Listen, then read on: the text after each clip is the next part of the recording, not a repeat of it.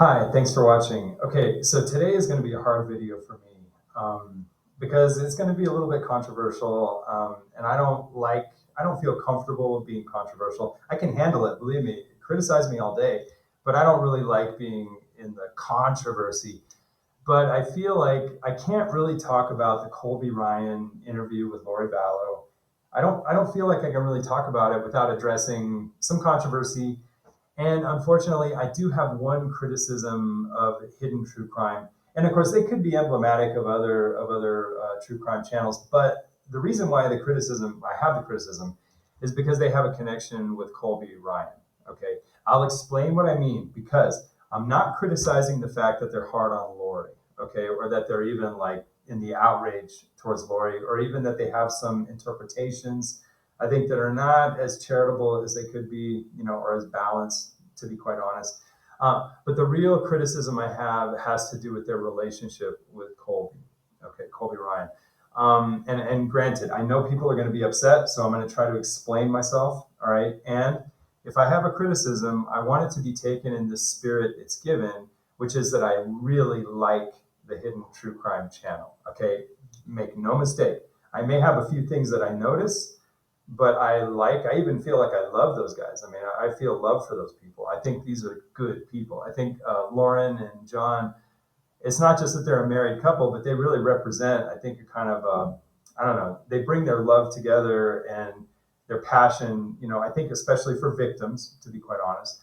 And I think that they really bring something really magical, really special, especially as they investigate crimes in Mormon country. Okay, which is very delicate, and I think Lauren is kind of uniquely situated, just because where she comes from emotionally is very powerful. And I think together with John, I think they really form a very, very special kind of almost like an activism or an advocacy that I think is very supportive to victims. Okay, so please, whatever I have to say, it is in the spirit of love, you know. Um, and I'm not going to criticize the fact that Lori has been so angry and so, I think, outraged with Lori Vallow. That is not the criticism, okay? It's more how it relates to their relationship with Colby. And, I'm taking a big risk because I'll bet you Colby is not going to appreciate my side or this video. But one thing we have to accept, and this relates to Colby, and so it's not just Colby's relationship with Hidden True Crime, it's the actual interview with his mom. Okay, so it's kind of like a big storm. Okay, and unfortunately, Colby's interview with his mom has sort of formed, I think, sort of an epicenter, or kind of like it began, I think, this kind of storm of real outrage, a different level of outrage toward Lori, going into the season of her two trials in 2025, and then finally culminating with the sentencing just a few months ago. Okay, Lori's sentencing. But it just so happens that that sentencing coincided with the very surprise Brian Kohberger sentencing, because he made the surprise plea deal. And I think that was sort of like the height of the storm of outrage, okay, because we had the Olivia Gonsalves. She made this spectacular, like history-making, bitching out. I mean, she bitched out Brian Kohberger, basically just sent him to hell verbally. And I think it was just kind of like the height of outrage, and just kind of like the spirits of Nancy Grace, have all come thundering down and just send them to hell, basically. And you saw that in the Lori Vallow sentencing, because the Charles Vallow family, those family members also kind of tapped into the spirits, I think, of the Olivia Gonsalves, whatever, the big storm of outrage. And it's just been this, I call it a hate fest. When I say hate fest, I have a tendency to sound so sarcastic and dismissive. That's a problem I have, okay? It's an understandable situation. It is a hate fest, it is, but I don't mean to be so dismissive or sarcastic when I say that. It is a serious thing. I need to watch my tone. I tend to have this weird way of kind of, I don't know, I have this very dismissive way of talking. That's kind of my sense of humor, but it's not really how I really feel. I do respect it. I tend to try to minimize things just because maybe by instinct I like to tone things down, but people are going to take that as a dismissive tone. And I don't mean it that way, but there really is kind of like a storm of outrage, and almost kind of like a hate fest, against these perpetrators. And unfortunately, I think this tendency to kind of hate the psychopath, and I think also to kind of give grandiosity to the psychopath. I think we as a public, we give grandiosity to people who perpetrate crimes. And I think that has a tendency to kind of heighten the drama that we project into the way we interpret crimes. And I would urge that when you take that veneer or that lens, when you take that lens away, you take away the grandiosity, I think, that we impose on these perpetrators. I think a lot of times these crimes are a little bit not as spectacular as they might seem.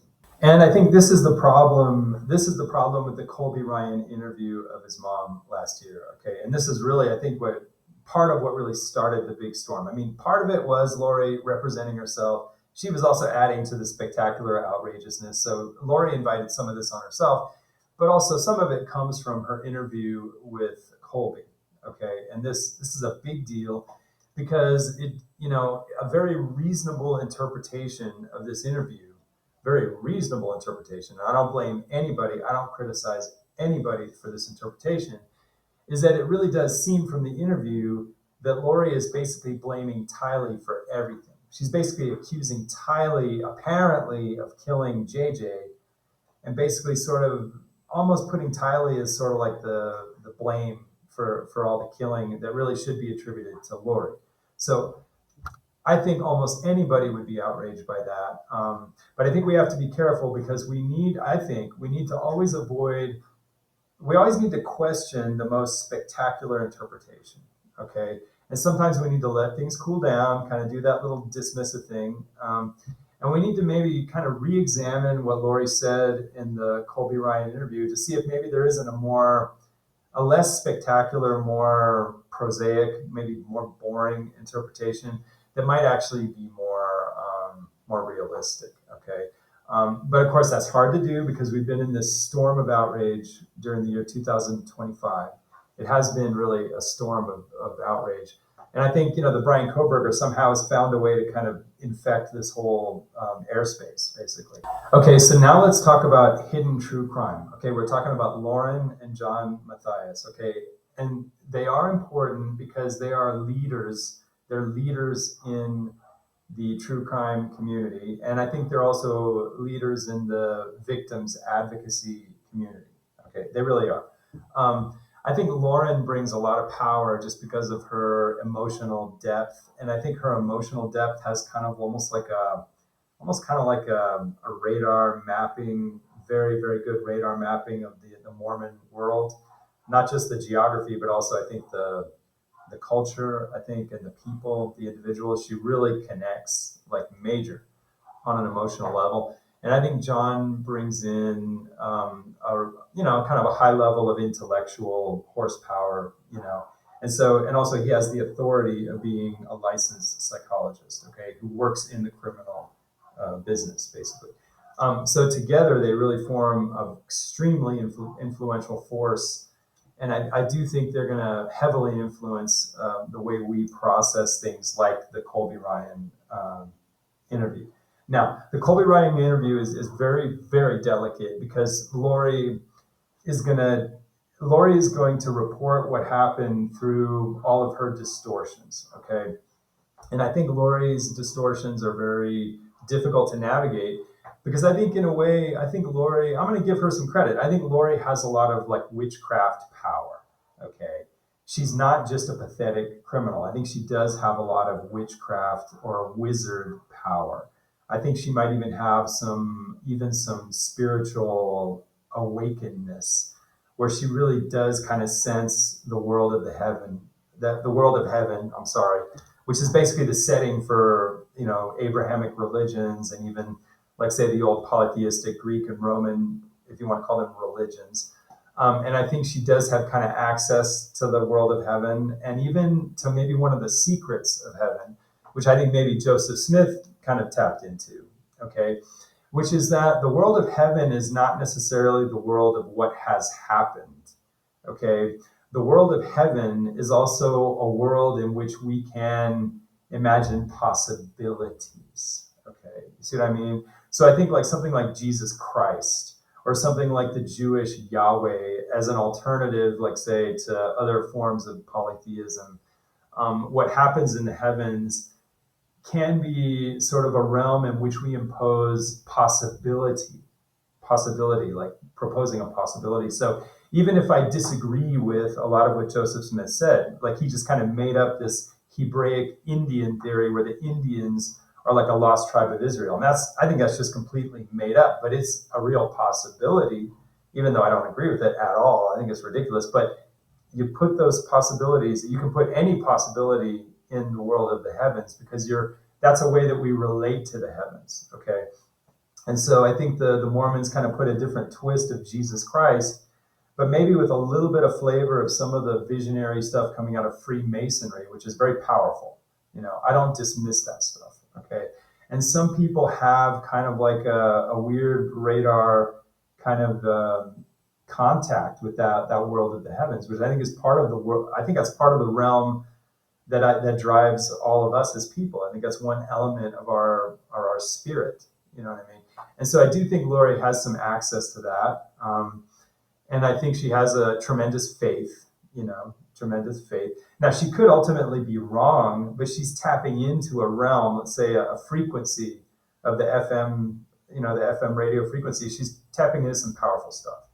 And I do think she has what I might call like witch power or magic power, which is something that does exist in the Mormon world, historically and in the present. But one of the situations or circumstances that has not been resolved in the spirit world, and currently we're fighting it today, okay, is I think the contrast between a part of the spirit world that's really heavy into empathy, like crowd interpersonal empathy, okay, which is a huge political issue today. Huge political issue. It's one of the dividing issues in our politics today. And I think it's something that we have not reconciled. What is the place of empathy in the spirit world? Because I do think that coming out of the Abrahamic, especially the Jewish, the Hebrew tradition, one of the things that comes with the package of Yahweh is I think it is the Jewish spirituality, which is very heavy in crowd tribal empathy. Okay, empathy is a big thing, but it's kind of hard to situate that in the spirit world because empathy has a way of dimming. I think it does have a way of dimming our sense of the visionary level of the glory of heaven, so to speak. It's kind of brings us down to earth. And so I think it's kind of weird how there's things in the spirit world that tend to bring us down to earth. Okay, and we almost might even think of it as negating the spirit world because you can even see that one of the commandments in the Hebrew from the Hebrew God is basically don't even think about other gods. Like don't even, he says don't worship them, but it's basically just a taboo. So it's almost like you might think of it as like anti-heaven, anti-spirit world, if you really think of it like that.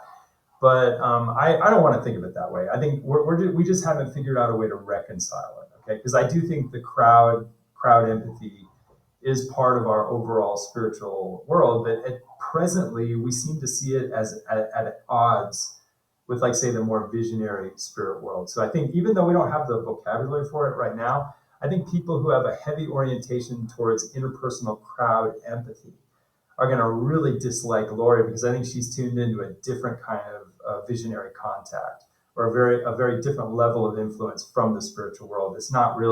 Hasn't really reconciled with the empathic, okay, the crowd empathy. And so I think, in my opinion, I think things like vengeance, crowd hatred, outrage, the death penalty, that kind of stuff. I think it does tend to come from the crowd empathy aspect, which is, I think, part of the spirit world. But I think Lori is very situated, I think, in a more visionary, just a place that it doesn't surprise me given let's say the legacy of like the Joseph Smith and kind of like his kind of, he brings something kind of Freemasonic into the space of Christianity. You know what I mean? In American Christianity. And so I think right there, we're caught up in a big storm that we don't even realize this is part of where the heavens are at war. and we're part of that war because we haven't resolved it. Okay, and I think that's going to affect how we interpret the Colby Ryan interview.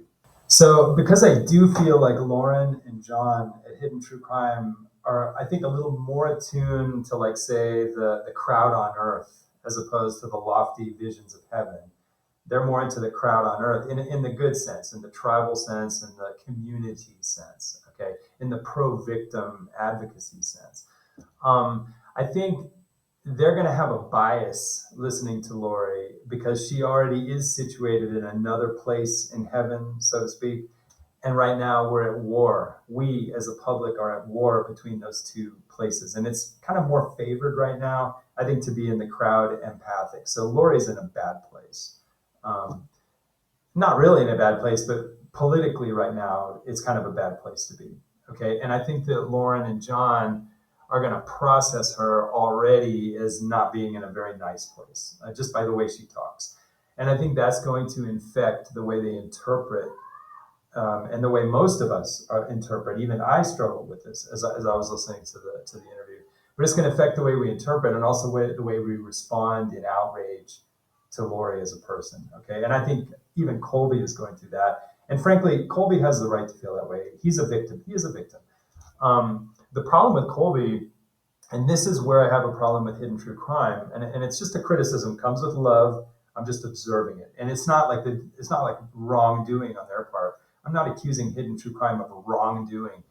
I may just be pointing out something that I think might be a mistake, just a mistake. Okay, that's what I'm pointing out. But the thing is that Colby is not just a victim. Okay, he's different from the other victims because he's also Lori's son. Okay, and on top of that, I do think that he potentially, if it weren't for all this thing of him wanting to cut her off and just cut her off, which is fine. That may last a while for now, or maybe it'll last his whole life. But, he has at least the potential also, I think, to relate to her. And I think that's very difficult for Colby because he also is a victim. You know what I mean? He lost his brother and sister. He lost his father.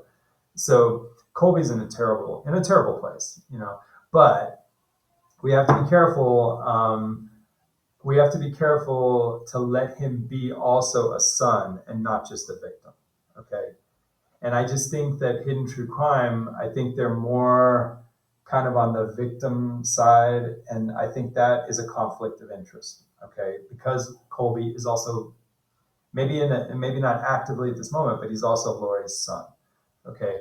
And so let's get into the actual interpretation, okay, let's get into the interpretation of the interview, because I do think there's another way to see it, and I think it's actually pretty simple. Okay, so the real bombshell in the Colby Ryan interview, the bombshell part of the interview is basically Lori just comes out and says that she came home and she found, or she just walked in on Tylee, and that she doesn't really say that she physically killed JJ. She didn't say it like that. She said it was an accident. She said it was this, she said it was that. But she basically said that she found them deceased. Okay, deceased. All right. She's not using a clear, unambiguous word. Okay. And the other thing is that later on, she kind of informs what she meant, because later on in the interview, she says that their spirits were no longer there. Okay. Spirits were no longer there, right? Basically, they were just the body without the spirit, In Lori's world, and the way she's going to protect herself from feeling guilty right now, she's going to really hang on to this concept of when a person is dead. When do you declare somebody to be deceased? Do I think that Lori, in the moment that she walked in on Tylee, do I think that she got a medical confirmation of whether these people were deceased on a medical basis? No, I don't think so. I think she was functioning in her more spiritual interpretation of what it means to be deceased. And of course, now she makes it confusing because she doesn't want to take ownership of the zombie word.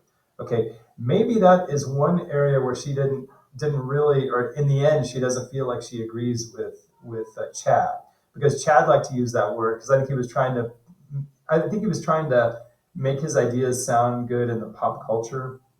But I'm not sure that in the end, Lori really wants to own the concept of zombie, because I think that is kind of a vulgarization of what is the serious issue, okay, for Lori, which is that she's using it as a convenient device, obviously. I mean, this is where it feeds into her criminality, because it just happens to be very convenient for Lori to sort of take the life out of people whenever she arbitrarily wants to see them as just a body without a spirit.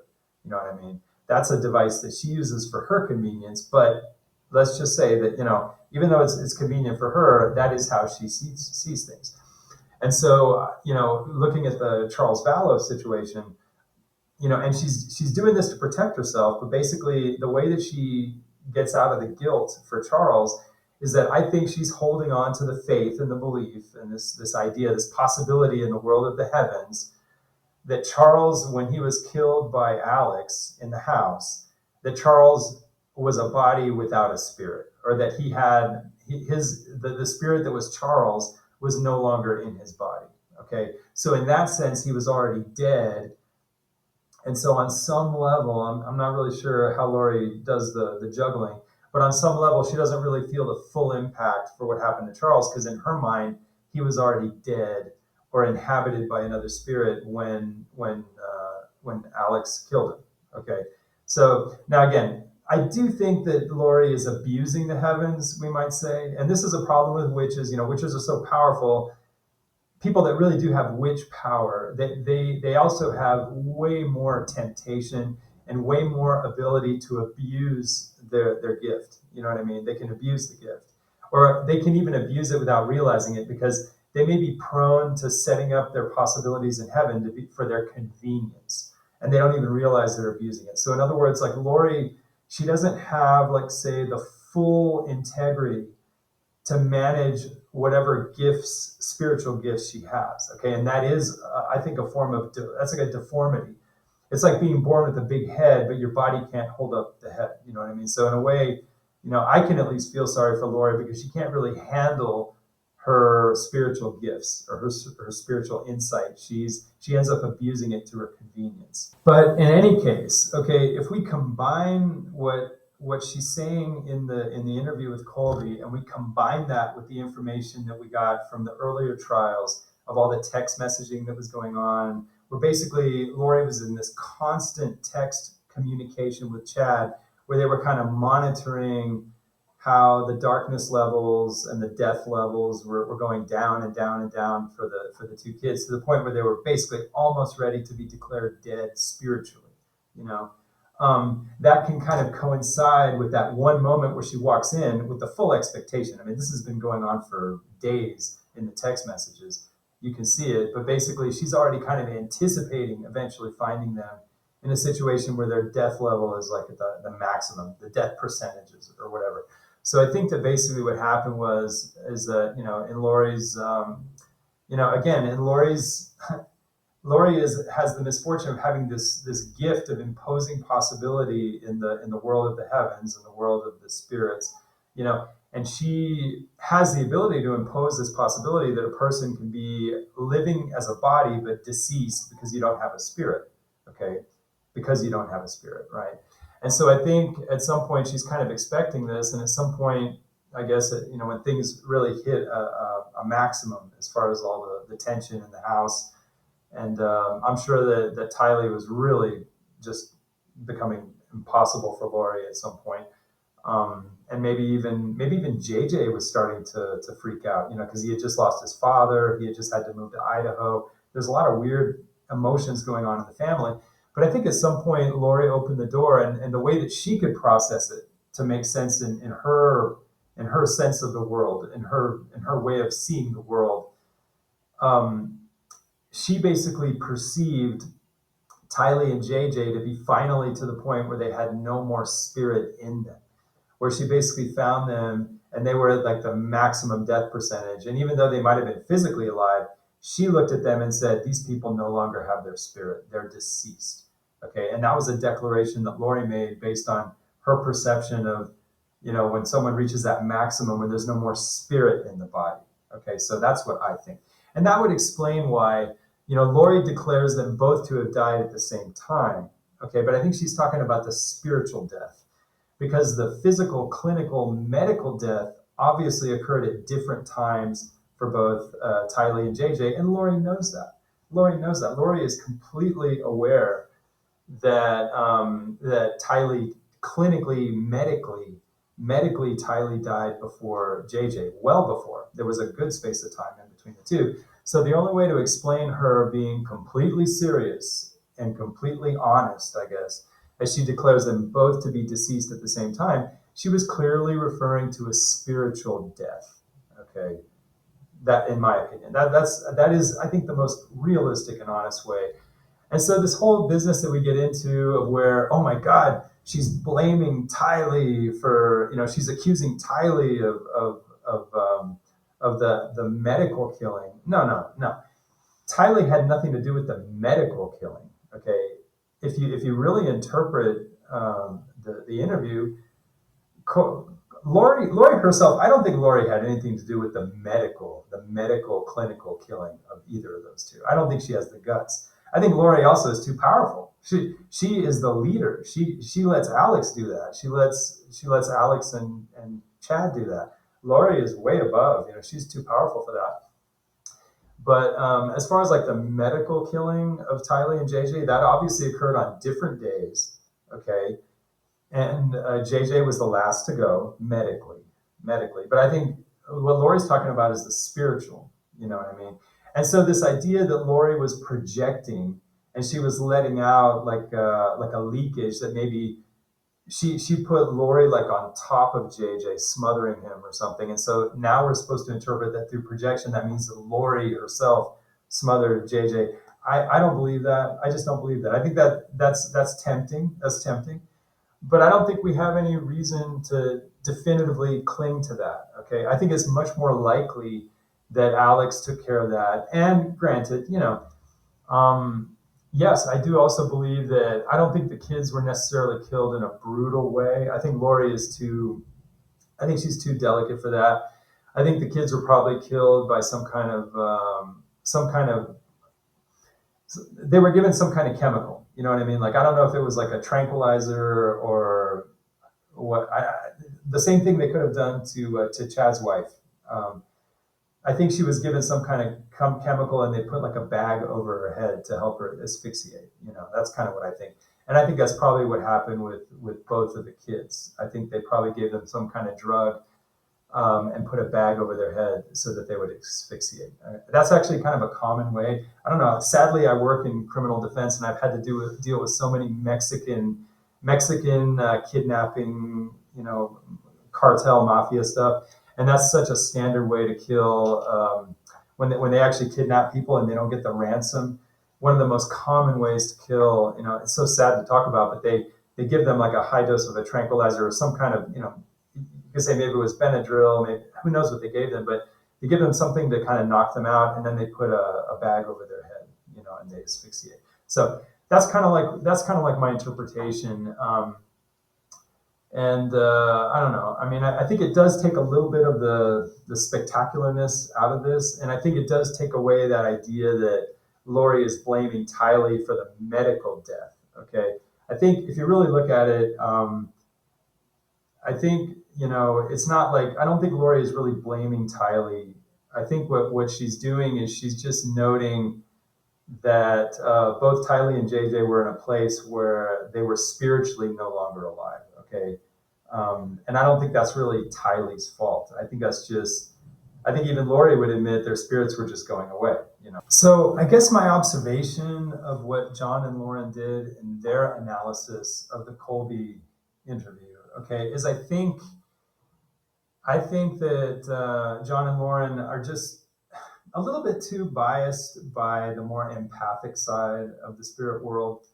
And I think because that empathic side of the spirit world is kind of at war with, I think, where Lori's at. And I think also because I think it's just typical of people that are more on the crowd and the more community empathic side. I think they get really damn outraged when people have a spiritual gift and they end up abusing it or using it for their convenience. Now, nobody will ever admit this because I don't think we admit these things. I think we just feel them. Okay. nowadays, we don't talk about people being witches. We don't talk about people abusing their spiritual powers. But I think when it happens, I think it pisses us off so much. Really, really pisses us off, you know. And I think it is a warning, you know, anybody that does have spiritual gifts, you're going to have more temptation, okay, because you understand the secret, which is that the world of the spirits is not the world of what has happened, or let's say the prophets, what will happen. I think, I think one of the secrets of the world of the spirits is the world of possibility. And so those people that see that, they have extra temptation because they're able to fantasize way more powerfully. Okay. Their fantasies have more power. Okay. And also, I think that if you don't have the large, if you don't have like the huge integrity to be able to handle that gift, in a way, you do deserve to be condemned because you're like a monster. Okay, in other words, you have like the big head of a wizard, but you don't have a body that can hold it up. And I think that in the crowd, the people that seek justice in the crowd, we will abhor, we will hate and despise people who have a little bit of spiritual power, but they don't have the full integrity to contain it and to hold it and to control it. You know what I mean? And so people who have dysregulation in the world of like say the spiritual gifts, and they end up using it to their convenience and end up really committing crimes, or they're so wicked that they can't really control it. You know, it's sort of like a vehicle for their delusions. We see that properly as a monster, and even though we don't have a vocabulary for it today, we want to see those people sent to hell, basically. You know what I mean? Because these are just abominable monsters, you know. And so I think that's kind of what's going on there. And I think that's, you know, even though I think John himself was trying to be very open-minded, he was trying to, but they kept reverting back to kind of condemning and just kind of almost like ridiculizing and making fun of Lori. Literally, they laugh and make fun of her. You know, I get it. That's not the criticism. The problem is that's a very, very unflattering, very, very uncharitable way of looking at Lori, okay, and a very unkind, very hostile way of looking at Lori, okay. And you see, that's okay. That's okay if you're relating to victims, true 100% victims, okay, because I think victims have the right to experience that outrage. And I think in the victim community, I think there's a place for that, because if you pretend that you don't have those feelings, you're actually faking. Those feelings are real. Those outrage, and that hatred is real. Okay. The problem is that if I hold a very hostile opinion, extremely hostile opinion about someone's mother, okay, which I have the right to do if I'm in the victim community, but if I hold that hostile opinion, it is a conflict of interest for me to be welcoming in a friendship with all this empathy, to have come into my hugging embrace the son of that mother, okay, because I think it's very improper. It's very improper, and it's a mistake. I'm not accusing them of wrongdoing, but it is a mistake because it is improper to have such a hostile attitude towards someone's mother, and yet still want that person in your fold, you know, in your intimacy of your empathy. Because, you know, now granted, Colby right now is welcoming that because Colby is also in that place because he's also a victim, but he's also Lori's son. You see what I mean? And so in that sense, I would never, or at least let's just say, you know, I have this problem with Corey Richards. I think Corey Richards is a total psychopath, and I can't come up with any charity really with Corey Richards, you know. But if I had the opportunity to, like, say, bring her son into my personal, you know, I wouldn't do that because I have such a hostile attitude towards Corey Richards that it would be improper for me to get intimate with the son. You see what I mean? Because he will always have the right, in his own free experience, in his own free destiny, he will always have the right to eventually, you know, form some relationship with Lori. I'm talking about Colby. Colby at some point will always have the option, you know, at some point to find, to make something of whatever is the relationship he has, because it is his mother. Okay, you can say it's all cut off, but she remains his mother, and there may be aspects of Corey's completion as a man that would require him maybe to really fully realize the relationship with his mom, and even fully realize his appreciation and love for his mother. Okay, which at this point is hard to imagine. You don't want to do something improper with a mother-son relationship. Okay, and I think that the hidden true crime, I think they are proper. Their attitude is proper in the victim, the 100% victim community, absolutely proper. But the problem is that Colby is not 100% a victim. He's that exception. He is also Lori's son, and so that's kind of where I see the difference. And I hope this is taken in the spirit that it's offered, in the sense that I just see this as a mistake. I just think that hidden true crime is just oriented more towards the empathic. Okay, and so that's just, you call it a bias, call it an orientation, but it would be easy to make the mistake because you think, oh, I want to welcome Colby into my empathy. That's like, hey, what could be better? That's the highest good. But the problem is I think there is a conflict of interest. You know what I mean? Because in the end, as good as the empathy and the love together is, I do think at least when they made their videos, they may not be feeling that way now, but when they made their videos, I think John and Lauren were taking a very hostile, very, very adverse attitude towards Lori, which is, I don't think that's appropriate for them to be mixing that with intimacy with Lori's actual son, because he's not entirely a victim. He's also Lori's son. So it's my opinion. You don't have to agree with it. But that is the way I feel, and I'm saying this in honesty. Okay, so what do I think really happened? How do I really decode the actual interview that Colby had with Lori, and what do I think really happened? Okay, why do I think there is some truth, and how are we going to actually give truth to the part about where she found them, where Tylee had been on top of JJ? Okay, probably what happened was that I think because probably the emotions in the house were just so toxic after Charles died, and then, suddenly moving to Idaho, and Lori was probably having a nervous breakdown, to be quite honest. Okay, she's having a midlife crisis.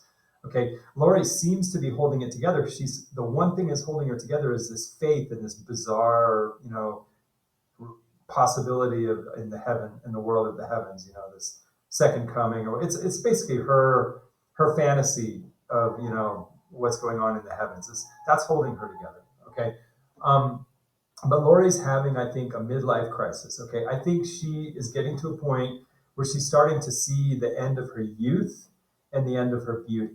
The two most powerful things that Lori ever had was not the LDS. Okay, the two most powerful things that Lori had were her beauty and her youth. Okay, and I think she was getting to the end of her youth and her beauty. And I think that gave extra meaning for Lori of what it meant to be at the end of the world. Okay, because in a sense, her world was ending as a beautiful, young, beautiful person. And I think probably for a few years, she could see that she was losing her youth. So she was having a midlife crisis. She was also having a real crisis in her marriage where everything was turbulent. Her life was kind of falling apart.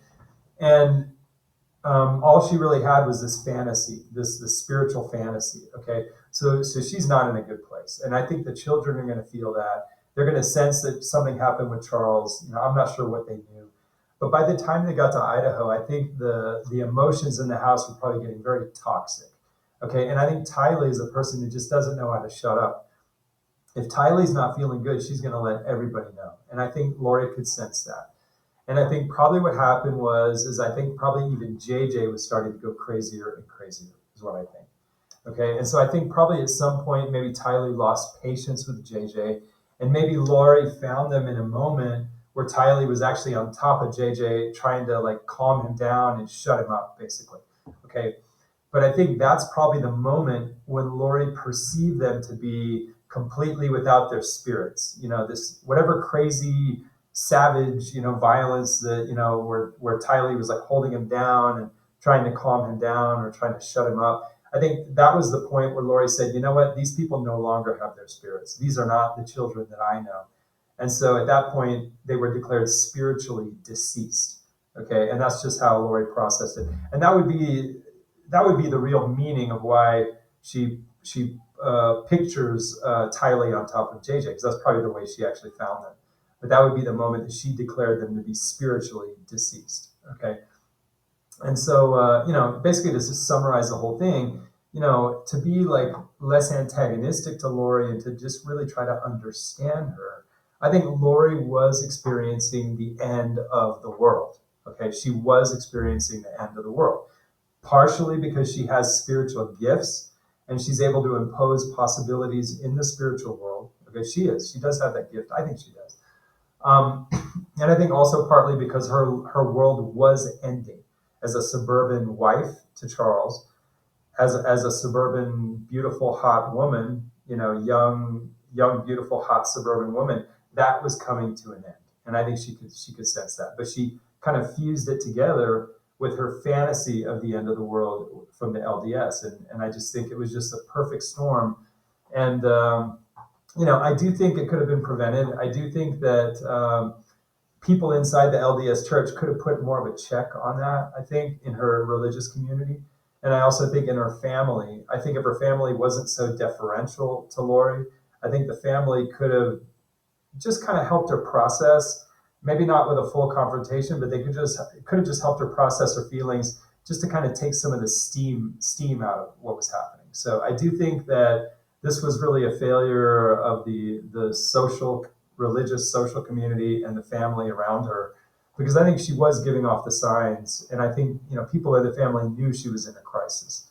Um, I also think, honestly, I don't believe in this thing of the victims are just automatically great people. Okay, I'm sure Charles Vallow was a good person. Okay, but I think he was playing into this kind of ego contest. He was getting into an ego contest with Lori, and I think that he was getting kind of aggressive. Now you could say, well, I understand why he was being aggressive. Okay, but still, he was getting aggressive, and I think that the way Charles was giving off signals, he was kind of provoking the family to sort of side with Lori. So it was just a really toxic. It was just a toxic situation where everything was just going the wrong way, basically, and people were getting really heated, you know. And so, yeah, I mean, this was a tragedy, but I think, if we look at this really honestly, I think we're just looking at a person who was having a midlife crisis, but she was also kind of a monster in the sense that, unfortunate. Let's feel sorry for the monsters sometimes. Lori unfortunately had some spiritual gifts, but she didn't have the personal integrity to handle those gifts. Okay. And so that's very sad. And I think for anybody out there who actually does have a spiritual gift, you're probably more prone to, like, say, sex addiction, porn addiction, other kinds of wrongdoing, because all too often you're able to fantasize in a more powerful way. Okay. People that can fantasize in a more powerful way can have a kind of a tendency to feel much more temptation than an ordinary person. And so you need to have a lot more integrity. And if you don't have that integrity, you need to be very, how would you say, awakened. You have to be very awakened to how sobering that is, to have, like, say, imaginative powers, spiritual powers that don't really have, you're not really housing them. You don't really have the strength or the integrity to house that. And so you have, hopefully by taking that very seriously, people can avoid getting carried away and end up really doing things that can really provoke people. Ordinary people will be outraged by the kind of crimes that can be committed by people who have spiritual gifts. So anyway, that's kind of my summary here.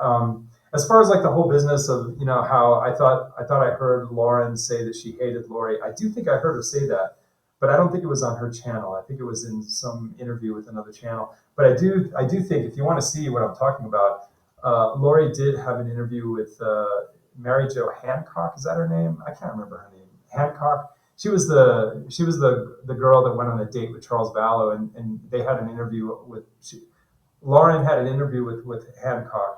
Mary Jo Hancock, was it? But towards the end of it, you guys can watch it. I mean, Lori basically said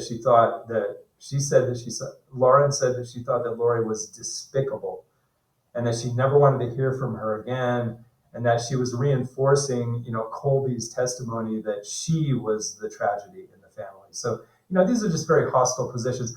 I don't blame Lauren for having that, okay, and that's appropriate in the victim community. But I'm just saying that my criticism is I just don't know if it's appropriate for them to be sort of taking in Colby, because he is also he's not just a victim, but he's also Lori's son. Now, I mean this with respect, okay? I'm not trying to be dismissive or critical in a way where I'm trying to express antagonism or antipathy towards hidden true crime. I love those guys, okay? I really do. But I'm just being open, and I hope they can take it, as what I'm observing. I see it as a mistake. And finally, I could be wrong, okay? I admit this is just an opinion. Any opinion, I'm proposing this opinion, offering it, knowing that it's just an opinion. Okay, so if they're on their side and they don't agree with what I'm saying, I was just offering an opinion. It's not like I'm declaring them to be wrong. I am offering an opinion, and hopefully it can be taken in the spirit it was given, because I really appreciate them. So anyway, big controversial video, but I appreciate everybody's patience, and thanks for watching.